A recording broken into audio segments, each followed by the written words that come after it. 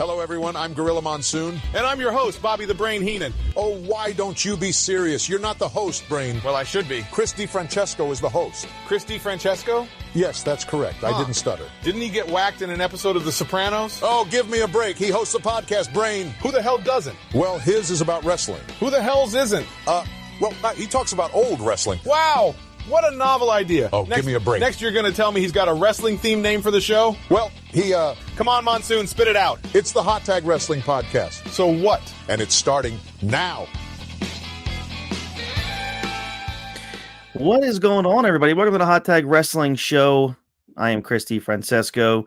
Dean is with us again, waiting on George, who told us he was ready about 10 minutes ago. But I guess he's set in some other space-time continuum. But we are here for the second half. Oh, Chris, hold on. We've got Kevin Kelly in the back. Apparently George got attacked by gold dust or some shit like that. Damn him to hell. We're going to be Gene Okerlund in the back where George is being interviewed by Todd Pettingale. All right, just an FYI to everyone, if you're listening, that's tremendous. If you're doing this, like if you're in the car on your phone, but if you're watching either on Facebook, on Twitter, on either the Ring the Bell Network or the Hot Tag Wrestling Podcast, Hot Tag Wrestling Show on YouTube, like the video, subscribe, and absolutely ring that bell for notifications. George is saying he didn't get the invite. That's a bold-faced lie. You said it at like 3 o'clock in the afternoon. Yeah, I know. Let's try this again here, George. It was actually like 1:50, and I was just like, wait, are we supposed to record now? No. So what we're doing here tonight, we are doing part 2 of our top 20 wrestlers of all time. Thank you so much. We had a huge turnout, and the numbers just keep flying upward for last night's episode from numbers 20 to 11. And then we're here now to do the top 10. So we're not going to go over everyone's 20 to 11 from last night. It was a pretty cool list. I mean, if anyone who listened, you'll know that pretty much we had a lot of names around the same area. But tonight it's the big one. Tonight is, man, the top 10. Here he is. He's finally here. Oh, about fucking time. You send me the invite, you asshole. Dean, defend my honor right now, Dean. I got the invite. Yeah, because you probably just sent it to Dean. What's it defend my honor if you only sent it to him? How the hell can I defend that? I just checked, and I sent it to both of you at 1:37 this afternoon. Oh, so you sent me an invite 7 fucking hours ago. Oh, good.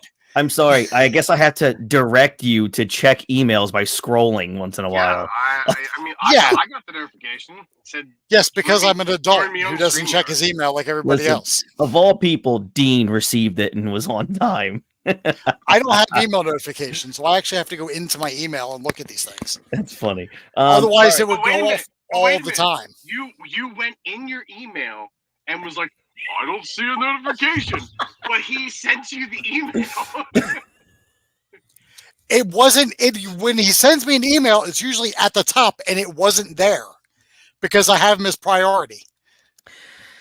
Okay, so here we are. Like I said, if you're on YouTube, on any of the pages, whether it's the Ring the Bell Network or the Hot Tag Wrestling Show, like, subscribe, and ring the bell for notifications. We're here from numbers 10 through 1. This is where it should get pretty fun, and we'll see if there's any shocks. We'll here we go right now. All right, so last night, it went Dean, George, myself. Tonight, it is going to go, since, George is the Bret Hart of this group, or just likes to show up to the arena whenever he deems his presence is ready. So he's gets to go first tonight. I could have just done a Sabu and just said, "Oh, I'm not here," while I watched in the elevator on my phone. Yeah, just been on an elevator and said, "I'm sorry, I can't go upstairs." But I'll cash your advance anyway. So. That man should be paid the second he walks through the door, just so they know he's going to arrive. He was just waiting for someone to offer him $50 and 2 ounces of Coke. 2 ounces. He must have lowered his pay. That's funny. All right, so 2 ounces won't even buy a 1 ounce. So it's gonna go George, Dean, and myself. So let's get things rolling here. George, you're number 10. My number 10 is the Macho Man Randy Savage. Okay. I mean, one of the great all-round performers, and not to mention he has influenced everybody when it comes to showmanship and attire. Mm-hmm. This man was standing out in a world where everything was just plain black trunks or no style or anything. Like it was him and like Rude, who were just going to the nines with their attire to really stand out, to be just more than just, he can go in the ring, but you're going to look at him the second he walks through that curtain on his way into the ring. Yeah. Plus pomp and circumstance, like not just a song, but a complete mentality with him. Agreed. I totally agree. All right, Dean, you're number 10. Bret the Hitman Hart. All right, tremendous. Yeah, he's the greatest in-ring tactician performer in the history of professional wrestling, and nobody comes close. I think you're right. I mean, the only other guy that comes close, he's dead, and we're not really allowed to talk about him. Would be Owen? No, I would. Chris Benoit would be the only other guy that I think could. About him. Well, way to go, peer pressure. So all right, my number 10 is peer pressure. Yeah, like hardly at all. You willingly brought him up. Yeah. My number 10 is the Game. Chris is gonna fucking shoot up heroin and be like, "How dare you guys pressure me?" We didn't say anything. My number 10 is the Game, Triple H. I think within the next 10 to 15 years, we're gonna probably have him much higher. I mean, I'll probably have him much higher than that.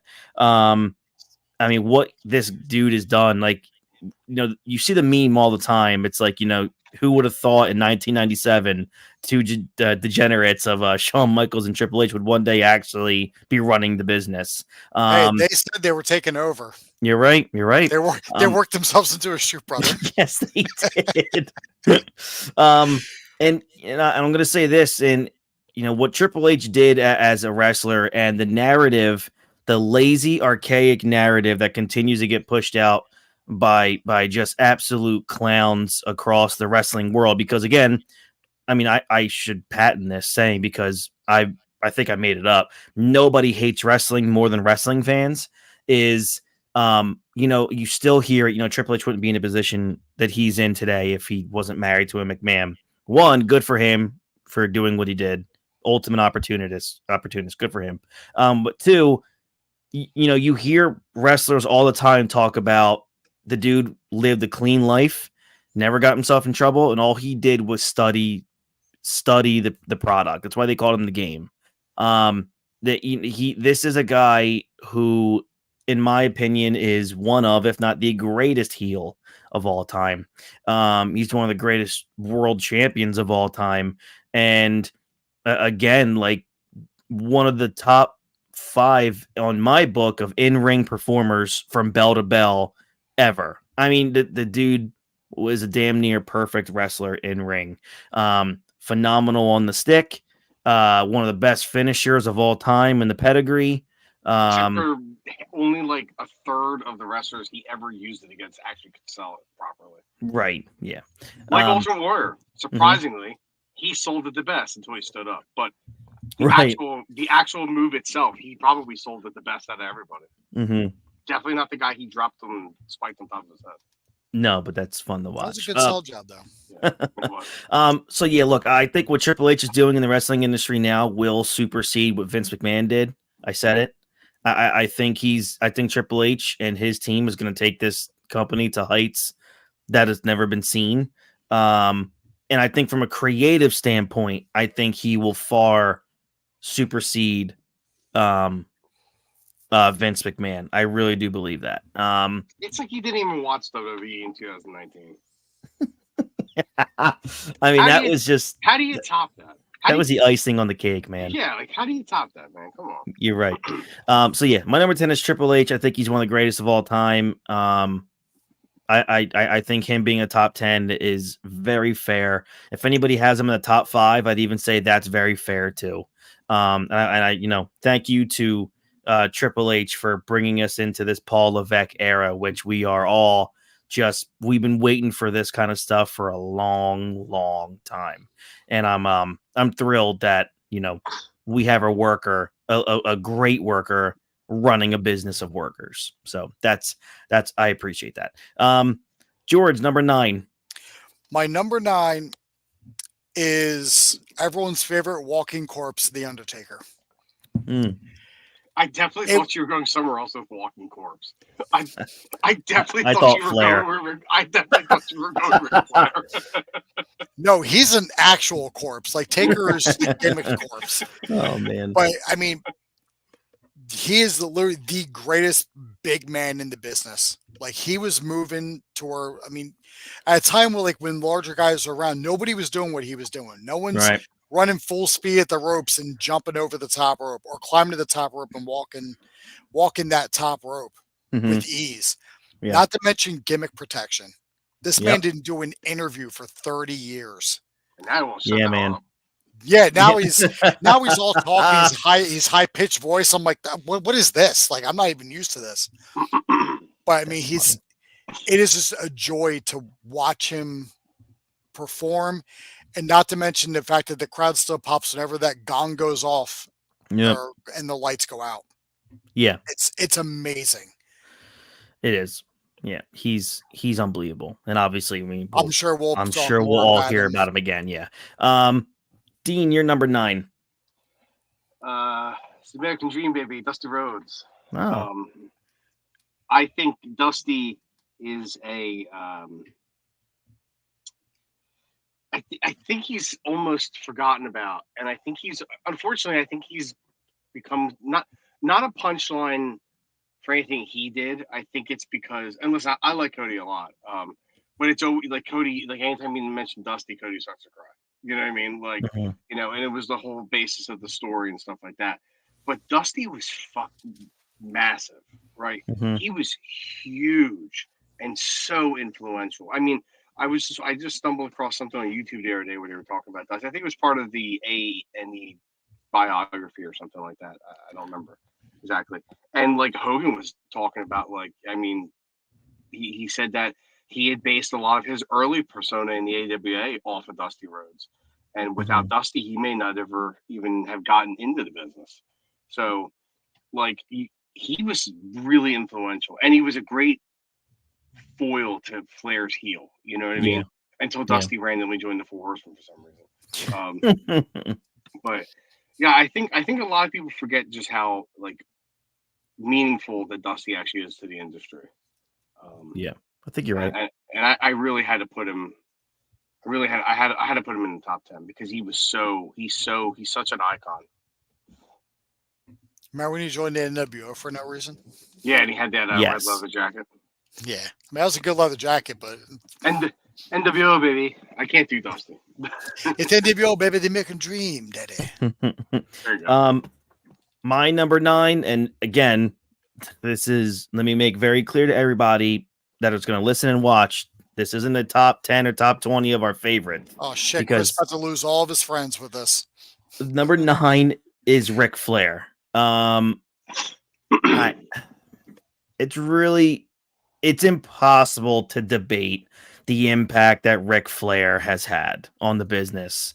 I just think he's the most overrated wrestler in the history of the business. But that's just me. Like, to me, I've always said this. If you've watched one Ric Flair match, you've seen all 10,000 of them. If you've watched, one or two of his peak promos, then you've pretty much seen all of them. And he's made millions on top of millions and millions and millions of dollars. I mean, the guy's made more. He's also lost millions upon millions. Yo, yeah. I mean, he's had, 12 That's marriages, but he's probably become way more famous over the past 10 years than he ever has his whole life in his whole career. And it's amazing what he's been able to do. I want to say the word, post wrestling, but the guy had a match a couple of years ago, but if you want to call it that, but, I think it was just last year, was it not? Yeah, I guess it was last year, 2 years ago. 2 Yeah. years ago. So, Was it too? but And it was amazing until he passed out. And then pretended to be dead. So, we talk about You're putting that above Ric Flair. He literally feigned a heart attack 25 years ago in WCW. But he can't do it now? Come on, it's more believable now. We talk about Macho Man with the pomp and circumstance. Flair was way before that. And God, man, Flair, he was sports entertainment personified. He was the last real traveling world champion, and I got to give him credit for that. That dude probably wrestled 400 times in a year, I'm sure, in some cases. And look, 16-time world champion. Oh, for sure. So, and I can't deny how much he's influenced so many greats. He's, you've heard it, Austin, Michaels, Triple H, all of them dudes said, look, without Ric Flair, I'm not a wrestler. And, I don't want to become a wrestler. So I can't deny that. I can come on here and say, look, I think he's the most overrated dude of all time. That's my opinion. I feel the same way about Terry Funk, but maybe that's because it's just not my style. Or I didn't just grow up in their peaks, right? And that's not my fault, but I that's just how I rank them here. I still think Ric Flair deserves to be in the top 10. If anyone wants to put him in a top, a Mount Rushmore, I understand that completely as well. But people that always say, he was a massive mega draw, I disagree. Every company he's ever really worked for where he was on top went out of business. Just saying. He technically wasn't mainly on top with WWF because they still had Hogan, they still had Savage. Hogan was still Hogan. But look, I respect the hell out of his body of work. Good for him. He's my number 9. George, number 8. My number 8 is Triple H. Awesome. Ring general. Yeah. The man could call it in the ring and he could have a great match with a broom. Mm-hmm. And not to mention what he's doing for the business right now and what he's done for the guys in NXT when he was running NXT. Yeah. He took guys who were, like fresh in the business or made their name on the indies and just kind of refine them, shape them into where they are today. We could talk about his reign of terror from 2002 to 2005. Listen, he's the number 1 fucking guy in the company. So I want to hear this shit. Oh, well, he held the belt too long. Well, when you're a bad heel, or when you're a good heel, you want to hold the belt. I enjoyed the reign of terror. I loved it. But that's what makes wrestling good, is that it makes your babyface look that much better when he beats a heel who's on the level of Triple H. Right. And nobody was even close to that level when it came to being a heel. Right. I agree. Like I said, I think he's the best heel I've ever seen. Yeah, literally the best. I do enjoy Shane Douglas and ECW, but I know you don't count ECW as a company. Yeah, it doesn't count to you. And to you, he's always going to be Dean Douglas. But he was Dean Douglas writing on a chalkboard in WWF. Hey, without the ECW, we don't get the attitude era. That's all I gotta say. He's got a valid point. It was. We get Max Moon as world heavyweight champion. I'm sure that was coming. Please. And when Triple H returned in 2002 after his quad injury, I was there at that show in Trenton the day before Raw. Damn. Because they did a house show in Trenton at the old Sovereign Bank Arena. It's not called that anymore. That's what it's called. And he came out. The place fucking blew up. That was he came out the night before? Yeah, just for something for for the people who were there. Oh shoot! He'd come out, cut a promo. Oh, I'm back. Just this up, but the crowd exploded. Yeah, we loved it. It was great. Was he denim on denim then too? He didn't have that jacket. That's one of the best jackets ever. That denim vest on the leather jacket. That's peak fashion. We used to be damn right it is. We used to be a proper nation. You damn right. Also boots with track pants. That's a style I adopted while I was in middle school. You also adopted the backwards leather Kangol hat, which I'm sure you have. Yeah, I can't believe he still doesn't wear it. I'm stunned that Dean doesn't do that still. All right, you know what? Next episode I'm on, I'll wear it. Not next episode, when the next time we hang out. If you're not wearing it, then right, yeah. But what I'm saying is, it's the reason why I don't. It's a little tight, honestly, and it hurts my head. But we'll start calling you Triple D.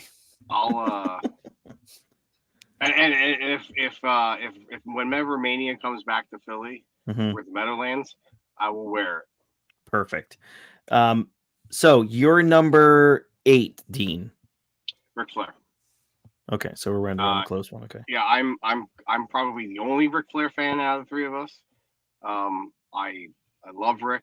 I even went on our channel when he had his last match and defended it to an extent.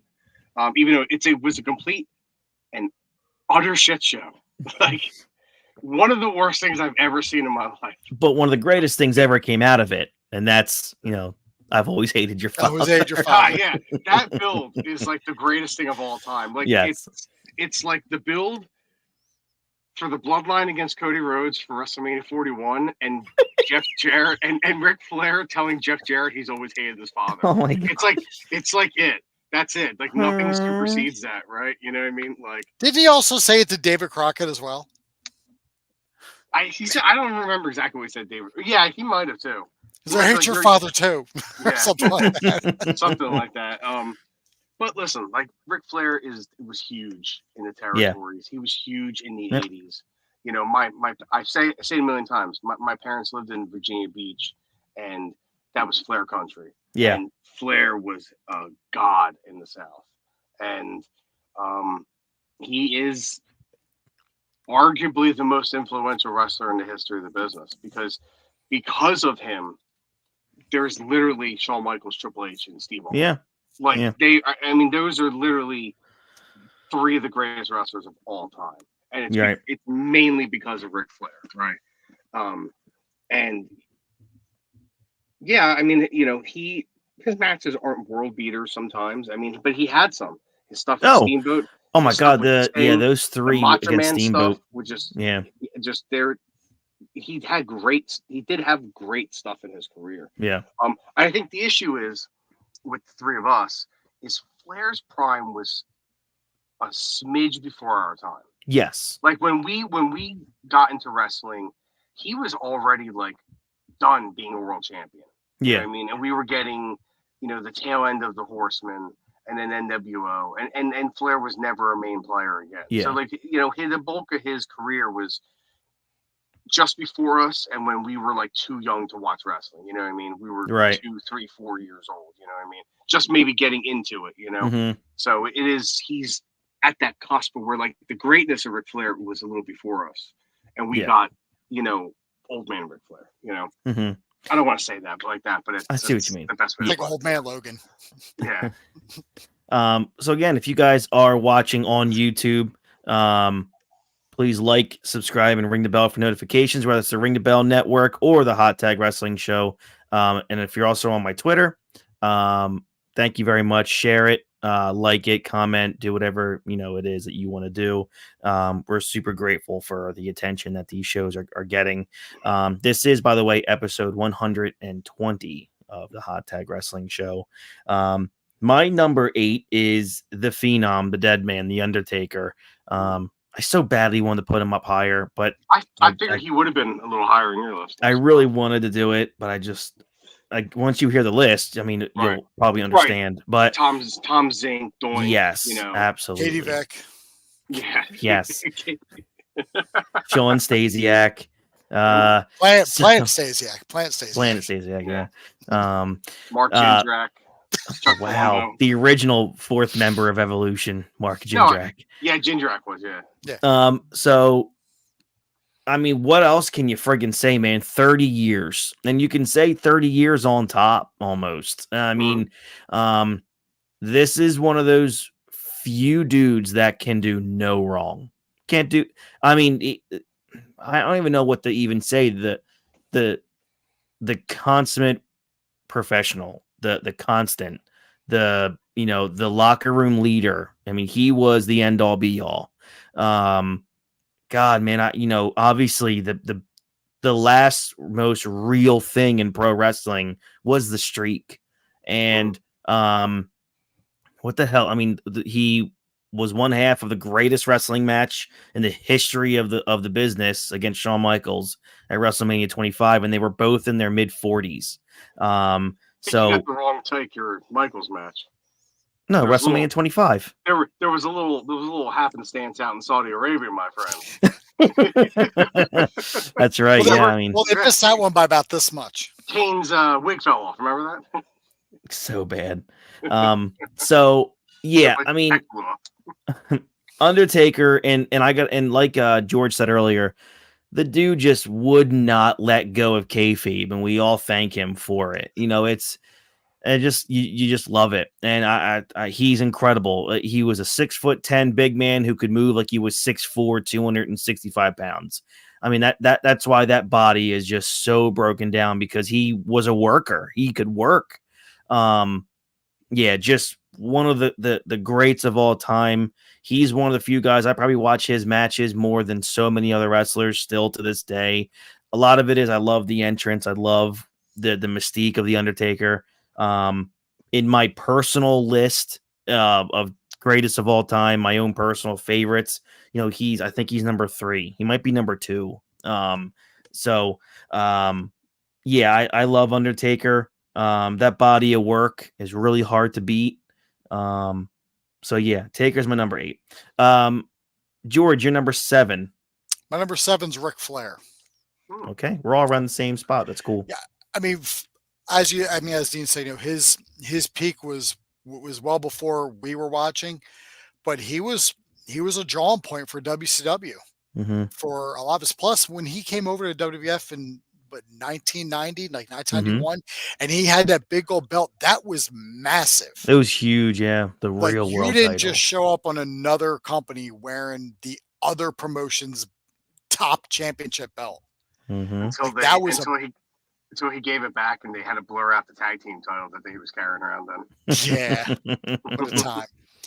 I mean, it was a draw power for WCW. He was the biggest name. I mean, and he never really felt stale with the Nature Boy gimmick. I mean, they would turn him heel, face, back and forth, but he was still Nature Boy at the core. And he's one of those guys where the line is blurred over who the real person is and who the gimmick is. Right. Even Flair himself does not know which is which. Right. He was so invested in it. And it's, I mean, yeah, like what you see one Flair match, you've seen them all, but it's still a joy to watch him work. Even when in WCW, and he was in his mid 40s, he's still doing shit that nobody in their mid 40s should have been doing. Agreed. Yeah. I mean, he's paying for it now. Yeah. He like walks so hard. It's so hard watching him walk now, but he could work anybody. And they always say, like, Flair could go out drinking all night, get to the arena, like, do a couple push-ups and some squats and be like, I'm ready to go. And then just go work a 60-minute match and outwork whoever he's wrestling. Yeah. He was just a freak of nature in terms of, like, cardio and stuff like that. I mean, he got into a plane crash and broke his back. Yeah. Healed and got right back in the ring. What was that WrestleMania he did? Was it WrestleMania 17 or was it 18 against Ric Flair? I'm sorry, Ric Flair against that was against Undertaker. It was a tremendous. That was 19, was it not? Was that 9? No, that was not 19. It might have been 18. It was 2002. It was WrestleMania 18. 18, yeah. Oh, 18, okay. Yeah, that was a really good one. That was good. Yeah, and that was obviously, you know, the tail end of a real productive, you know, Ric Flair as an in-ring competitor. So yeah, I mean, he's had some obviously just great matches in all stages of his career. It doesn't matter where you go, like what wrestling event you go to, whether it's a WWE event, an AEW event, or just a random indie event somewhere in the Armory. You yell out "woo," at least 40 other people are going to chime in with "woo" also. If a wrestler does a cross-hand chop, yeah. The woo. You're right, Dean. Number 7. I wanted to put him a little higher, but I resolved with number 7, and that's Shawn Michaels. You know, I said that Bret was probably the greatest in-ring tactician of all time. Shawn is probably the greatest physical worker of all time. Probably he could just go. Like even Bret said, he was just like, I was in shape and I could wrestle, but like when I was in the ring with Shawn, I was like, I couldn't even keep up with the guy. It was just incredible. He had the showmanship, he had the look and everything. Even when he had the mullet, he had the look and you know, great entrances. And that was just the first part of his career. And then he came back and he was able to obviously he couldn't do everything that he used to do. And he was able to reinvent himself and kind of change his style to fit that he was a little older and he beat up and all that stuff, and he just had 2 Hall of Fame careers, like we always say. There were 2 Hall of Fame careers for the guy. Yeah. And he might be the only person you could ever say that about. I said it about Booker T yesterday. You know? Well, yeah. But I mean, like in '98, when Michaels left, he was still at that time considered maybe the best in-ring worker ever. Oh no, yeah, I'm not. I'm not denying it. Right. Yeah. Well, yeah, you're not going to deny that about Michaels either. Oh, never. No. And excuse me. And he just, it's. I wanted to put him higher, but like when I look at the next 6 people, I'm just like, 7's like perfect. But Shawn, you know, he was the genesis of DX. Mm-hmm. And I mean, he was Attitude before the Attitude Era. Yeah, I don't have to tell you guys about Shawn. He's both of yours favorites probably. Mm-hmm. Yeah, and he's in a personal list. He's definitely in my top 5.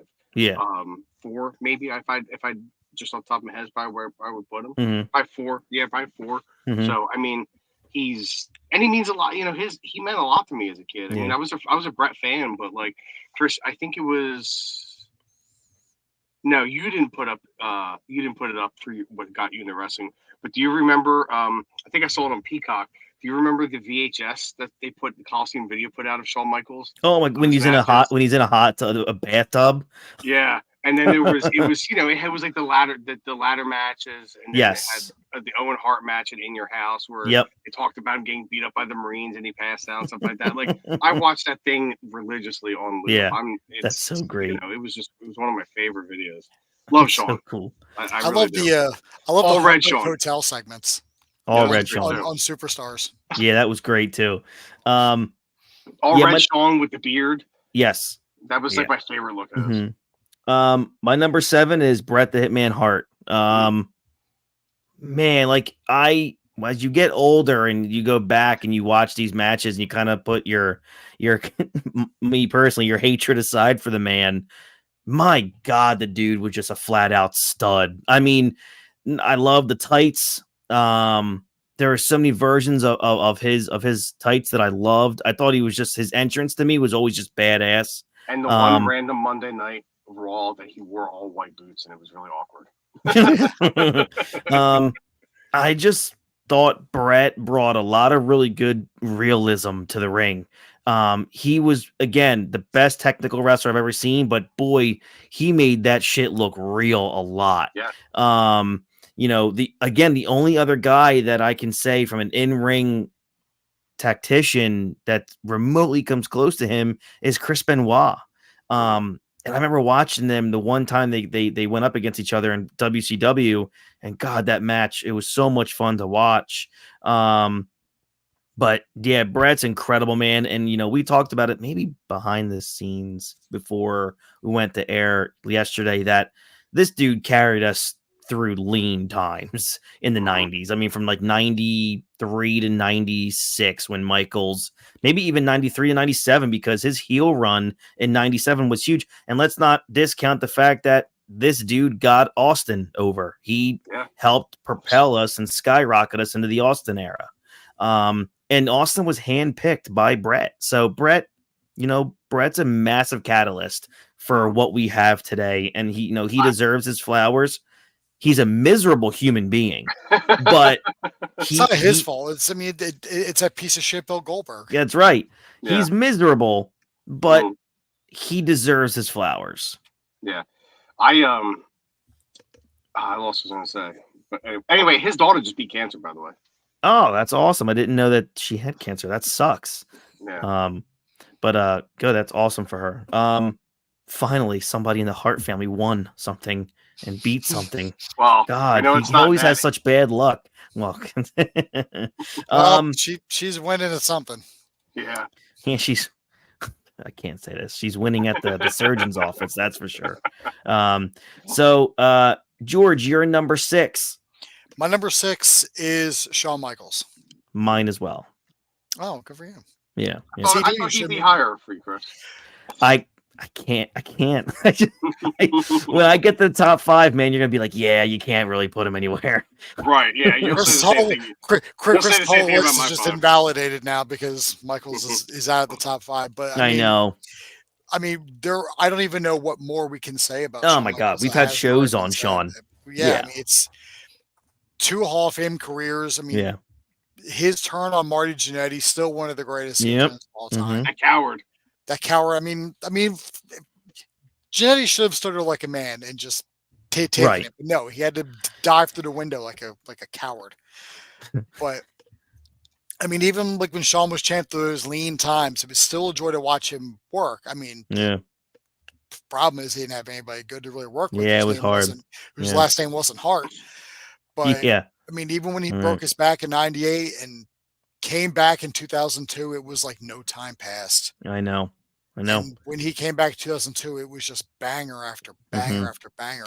And what shocks me is the fact that he didn't really have many title reigns after he came back. He had didn't that want one 'em. world.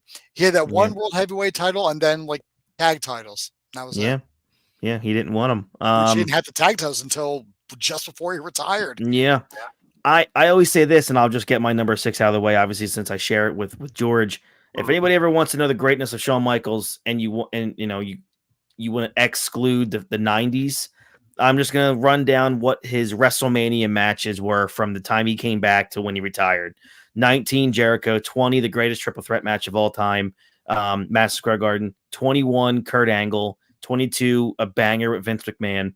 23, main event, Ford Field against John Cena. 24, retires Ric Flair. 25, 26, back-to-back Undertaker.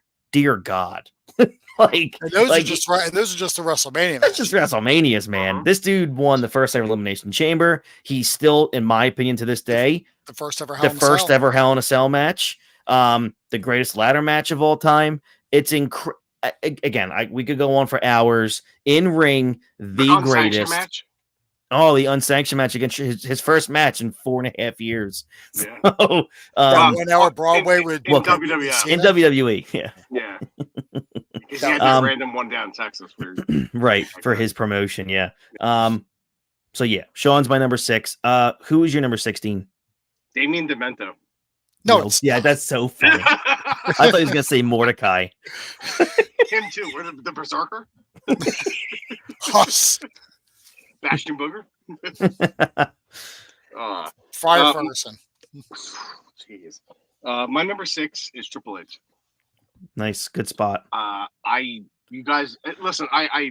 It's a little bit of.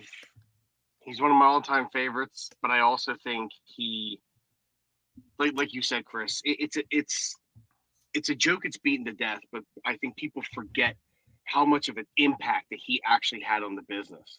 Like, yes, you had Austin Rock, which I've said before, I think is the greatest rivalry of all time. Yeah.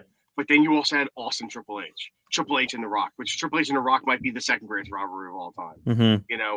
And without, they were like a 3-wheeled machine. Yeah.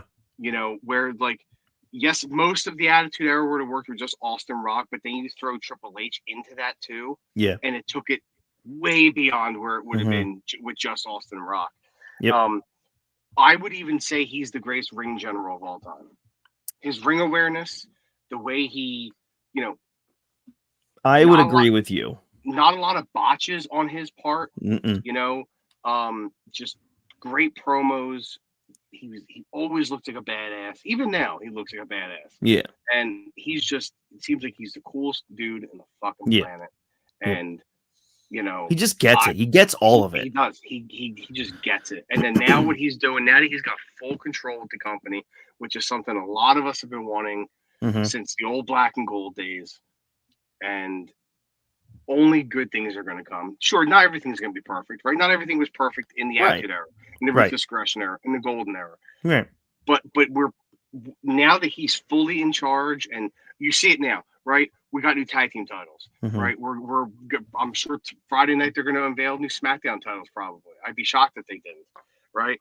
And they're probably going to start doing that. He's bringing like wrestling back into the company, right? You know what I mean? Yeah. And that's what it's been sorely missing for so long. And I agree. He just gets it, and I think he is one of the most underappreciated, greatest wrestlers, Mm-hmm. minds of all time.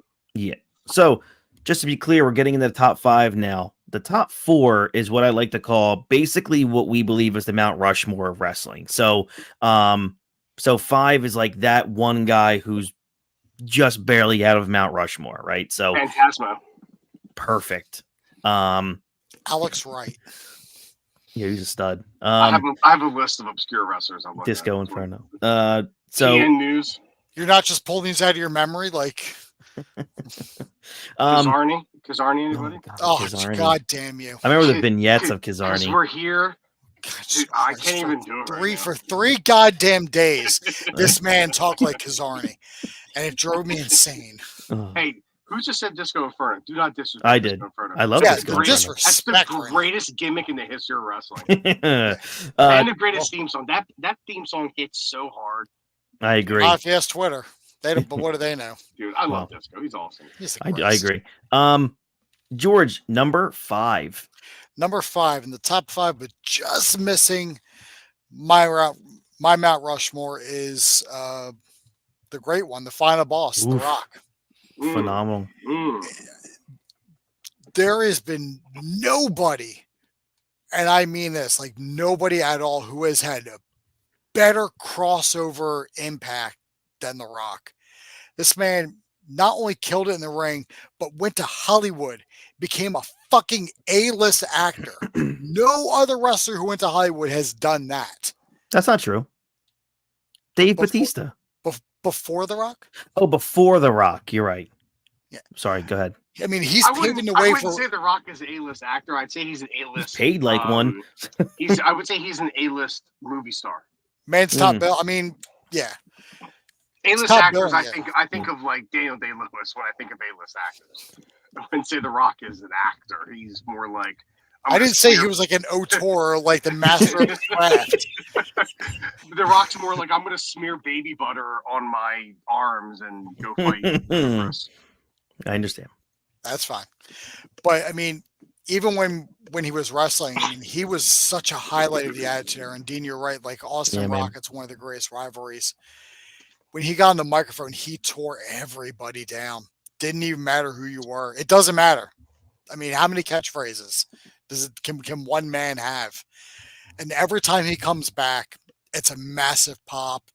We all get jovial and jovial for the for the old times. And when he came back now for WrestleMania 40 for this program with the Bloodline and Cody, god damn, it was like old times. Like this man never skipped a beat. And now he'll go off to Hollywood and make another movie it'll make some money. I mean, I'm not saying he's not making $1 billion films, but he's such a recognizable name. Yeah. Entrepreneur. These guys handing everything. Oh yeah, as an He's on the entrepreneur, board he's for the fucking incredible. company. Right. All right. Dean, you're number 5. Eugene. Oh dear God. My number 5, you guys have both, pretty sure George has brought him up already. But I know Chris did for sure. It's The Undertaker. No. Great spot. Yeah, he's just outside of the Mount Rushmore, in my opinion. Because for different reasons than the guys I have on the Mount Rushmore. He is just like kayfabe professional wrestling personified. Nobody cared and stayed in character more and longer than him. And George, like you said, you did say, the greatest big man of all time.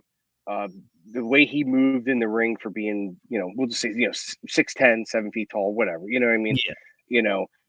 Probably close to 300 pounds, just so agile at times. And then when I always bring it up, when he was the American Badass, even though it wasn't a character I liked at the time, I appreciate it now. Because when I go back and watch a lot of those matches, you go, they were so good. He was so good in the ring. Yeah. When he wasn't handicapped to walking around like a zombie, Yes. And even though like once he moved out of like the black and purple and he was just kind of had like the more of a gothic look to him, he had already evolved his style in the ring a little bit more. But when he did the American Badass and then he came back as ultimately as the Dead Man, even though he originally wanted to be like a hybrid, he still kept that in-ring work going. And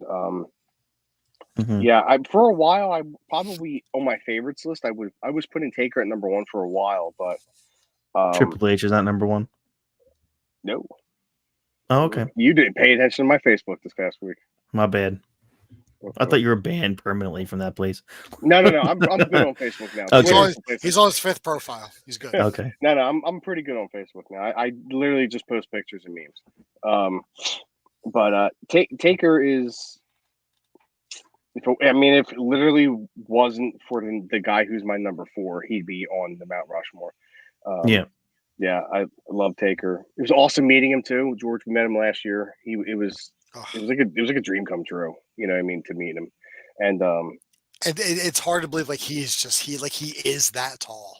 Yeah, he was so massive. It was wild. They exaggerate the heights on a regular basis in wrestling, but then when you actually get to be there in the picture and be next to him, it's I'm like a small child next to him. Mm-hmm. Yeah, and he also got the perfect send off, and I'm glad he said the other day in the interview that he has closure now. 40 was the closure he needed to kind of ride off into the sunset and not want another match, and thank God, because the Boneyard match was a perfect send off. But yep, number 5, Undertaker. Mark Calloway. Mark. Dark Mark. My number 5 is Andre. I was not expecting to see him that high up. Yeah, I just feel he just misses the boat on the Mount Rushmore. I know part of me feels like he does belong there because I think outside of Hulk Hogan, I think he's the most recognizable name in the history of that business. And I say that because, we've talked about forever, maybe it'll start changing now, but The Rock to a generation is not a wrestler. He's the movie guy. He does movies and sells tequila. He's not, known as a really good energy drink. Yeah. So it's to me, it's Andre is that dude. Even when you're the boss, when you're called the boss by the actual owner of the company, that's a pretty big deal. So I'm gonna put Andre at my number 5. All right, here we go. Basically Mount Rushmore time. We all kind of have a lot of the same names, so we can kind of we don't have to go very much in order, but let's just kind of talk about it real quick. Okay. Number 4 for everyone. Andre the Giant. Yeah. Okay. Andre. As you said, Chris, Andre was the first real attraction in pro wrestling.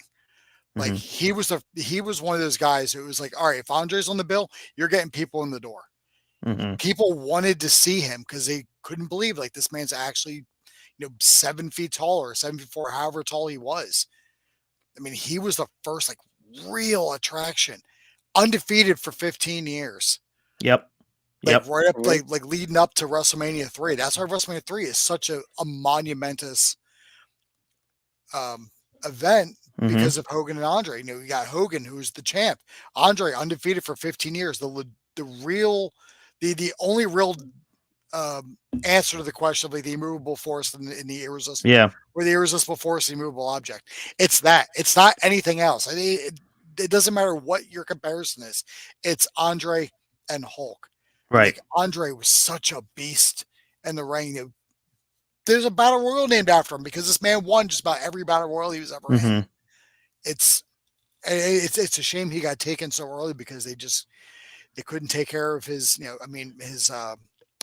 disease right away. Yeah. We weren't there as advanced in medicine to really take care of it.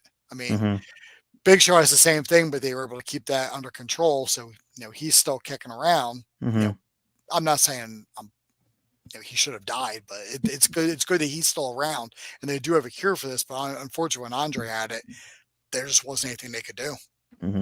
Plus, he's legendary stories. How many beers this man drink in one sitting? A lot. Yeah, a lot. 100 and something beers in one sitting. So you're number 4, Dean. John Cena. Okay. Yeah, my 4 is, I think, was George's 5, which is The Rock, right? Yeah, so Rock makes my Mount Rushmore. So I am not going to add. We already talked about The Rock so many times in the last couple of weeks. What the dude's doing now is unbelievable, and I honestly can't wait to see what they have next for this guy. because the dude doesn't need the business, but he's here and he loves it. And it's so cool to see just the fact that he doesn't need any of this, but he's so invested in it. It's so amazing. Cena, man. Yeah, I mean, Cena's my number 3. So what's your number 3, George? John Cena. Yeah, I mean, look, you're talking about a 15-year run on top. I hated this fucking guy for so many years. Everyone, all adult males did for so long. But and now it's like, I miss him so much. I feel bad that I didn't appreciate him. Yeah. But he's the last. Chris, you said this a couple years ago when we were talking about him. He's the last iconic wrestler that the company is ever going to make. Probably he's the last true superstar, man. Yeah, like it's sad. Maybe we might get Cody to that point. We might get Roman, but not 15 years worth. Like the guy for that long. Yeah, man. Like he was that one of that last soldiers. And he went through also some lean times. He was the face of the Ruthless Aggression era, which is my favorite era ever. And then after that 2010 or so, when times really got real hokey and pretty tough to watch, that was when everyone kind of started to like the guy, because it's like, man, he still does good stuff, like great stuff, especially with the Twice in a Lifetime with The Rock and all that fun stuff that he did with CM Punk in 2011. Just really good stuff, man. I think people started coming around on Cena when he was doing the open challenges when he was US champ. Yeah, I agree. When he started, like, he was calling out people for open challenge, and you get Sami Zayn when he was in NXT coming up, Kevin Owens, right? We're seeing people that we hadn't seen on regular TV. And AJ Styles, the matches he had with AJ were incredible. Yeah, and he's going toe to toe. Yeah. We'll have Cena shows later on this year to appreciate him. I'm assuming we all have the same number 2 and 1. My number 3 was The Rock. Yeah, you skipped. Oh, you said that. Sure. No, you skipped. Oh, I'm so sorry. Okay. I'm so sorry. It's The Rock. It's The Rock, and I'm assuming is he your favorite of all time? Yes. Yeah, Dwayne. Yeah, that makes sense. The Dwayne. The Dwayne. The Dwayne. And I like I just said, I think people can kind of like figure out now the 2 names that we haven't said yet in Savio terms Vega. of and Billy Gunn. Just reminding everybody of all the stupid shit that happened in the New Generation era. So I'm assuming collectively our number 2 is Stone Cold Steve Austin. Yes. Yeah, I mean, the only guy that beats him is the biggest attraction of all time. Yeah. What hurts, it doesn't hurt him because I have him as my number 2 greatest of all time and number 2 in the Mount Rushmore. But what does kind of like, in a way, maybe hurt Austin a little bit is the dude was on top for like 4 years. Like his run was The Rock's was shorter. Like The Rock had a shorter full-time legendary run and what he was able to accomplish. In Austin, we only got like a 4-year really tippy top full time out of him. So, but here's the thing on the inverse of that, Chris. If he stayed around longer, would he have gotten stale? I don't know, because that Ruthless Aggression era had fresh matchups, fresh storyline, like more fresh storylines. And he was only 38 years old when he checked out. Like nowadays, 38, it's like, man, he's just getting started. You know what I mean? So. Like that's where it's really hard, because maybe you're right, but with the Kurt Angles and Michaels was just back at that point. I would have loved to have seen one more, Michaels, a fresh, uninjured Michaels against Stone Cold. More, matchups against Triple H. Can you imagine, Evolution being heels going up against Austin? Like there's so many fresh things that were coming down the pike. I mean, in my head, obviously, we don't know if that things would have happened if Austin was still around, but I felt like there was just so many more things you could have gotten to at Austin if he was just healthy. But yeah, God, I mean, he's sold more merch than anybody ever. So still sells, and they still sells, still top 10 in merch. Yeah, just wild. All right. So, I mean, number one is undoubtedly the GOAT, man. And anybody who says otherwise, I've said before, if anyone else starts their conversation, it's not Hulk Hogan as the greatest of all time, I really don't even want to continue talking to you. You have no like dog in the race if you can't even admit that. That's what I mean. Like, this dude changed the industry twice, 2 different companies. He's the greatest babyface of all time, and he's the greatest heel of all time. Probably the greatest heel of all time. I mean, it's unreal what Hulk Hogan was able to accomplish. And, you know, was he a shrewd guy from a creative standpoint? Sure, but you kind of have to be if you want to be great in that business. You know, you can't let anybody walk all over you if you want to be the number one guy. And we can criticize that all we want, but in a time when he was in the territories and when he went WWF and all that, you had to fight to keep that spot. Mm-hmm. Like, you had to step on whoever was in your way. I mean, yeah, it's a shame that Macho didn't get bigger because unfortunately he was the same era as Hulk Hogan. You can't really go against him, but he did what he had to do to stay on top. Mm-hmm. Was it shady? Fucking 100%. Of course. But the man put butts in the seats. He was the reason why the money was flowing. He's the name on the marquee. Yep. He's the guy everyone wants to see. He was the first guy that was bigger than the business, man. He transcended everything. And, you know, he was, again, I mean, he was kind of popular before he became massive with being Thunder Lips and Rocky 3. So it's, you know, he was already getting that nationwide recognition in that movie.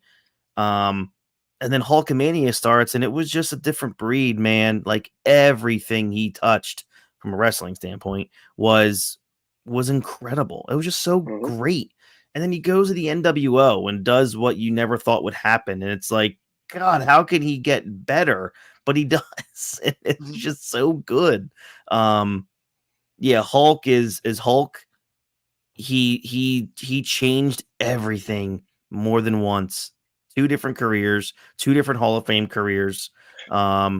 Just, you know, thank you to the Hulkster for everything. You know, we're not, you know, we're probably not wrestling fans without Hulk Hogan for sure. Yeah, absolutely. And real quick, one thing I want to say about The Rock before we got here, I said it to you guys a few weeks ago.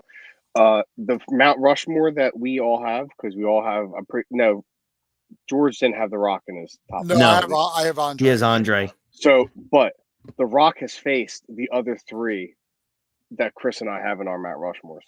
Yes. He's faced Hogan, he faced Austin, and he faced Cena. So wild. I can say that.